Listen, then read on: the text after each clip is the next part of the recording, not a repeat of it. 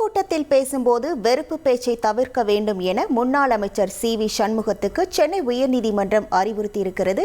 இது தொடர்பான முழு விவரங்களோடு இணைகிறார் நமது செய்தியாளர் சுரேஷ். வணக்கம் சுரேஷ்.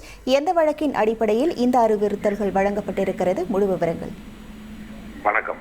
விழுப்புரத்தில் நடைபெற்ற ஒரு போராட்டத்தில் பேசும்போது முதலமைச்சர் குறித்து அவதூறாக பேசியதாக முன்னாள் அமைச்சர் சி.வி. சண்முகம் மீது வழக்கு பதிவு செய்யப்பட்டது. இந்த வழக்கை ரத்து செய்ய வேண்டும் என்று சி.வி. சண்முகம் தாக்கல் செய்த மனுவை விசாரித்த உயர்நீதிமன்றம் அந்த வழக்கை ரத்து செய்து உத்தரவிட்டிருந்தது. அத்துடன் இந்த வழக்கில் தற்போது நீதிபதி இளந்திரையன் விரிவான உத்தரவை வெளியிட்டிருக்கிறார்.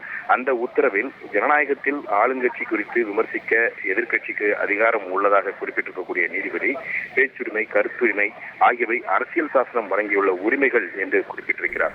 சட்டம் ஒழுங்குக்கு பாதிப்பு ஏற்படுத்தாத எந்த ஒரு பேச்சையும் குற்ற வழக்காக கருதி அதன் மூலமாக முடக்கக்கூடாது என்ற ஒரு அறிவுறுத்தலையும் நீதிபதி வழங்கியிருக்கிறார்.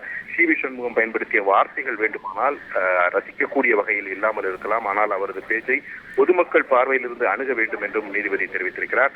விசாரணை நீதிமன்றம் இந்த வழக்கை விசாரணைக்கு எடுத்ததே தவறு என்று குறிப்பிட்ட நீதிபதி முன்னாள் அமைச்சர் தற்போதைய எம்பி என்ற அடிப்படையில் முதலமைச்சர் குறித்து விமர்சிக்கும் போது சி.வி. சண்முகம் பொறுப்புடன் நடந்து கொள்ள வேண்டும் என்றும், பேச்சுரிமை இருந்தாலும் கூட முதலமைச்சர் குறித்தோ அல்லது அரசு குறித்தோ பேசும்போது வெறுப்பு பேச்சை வெளிப்படுத்தக்கூடாது என்றும் நீதிபதி தெரிவித்திருக்கிறார். மேலும் பொதுக்கூட்டங்களில் பேசும்போது வெறுப்பு பேச்சை தவிர்க்க வேண்டும் என்றும் நீதிபதி அறிவுறுத்தியிருக்கிறார்.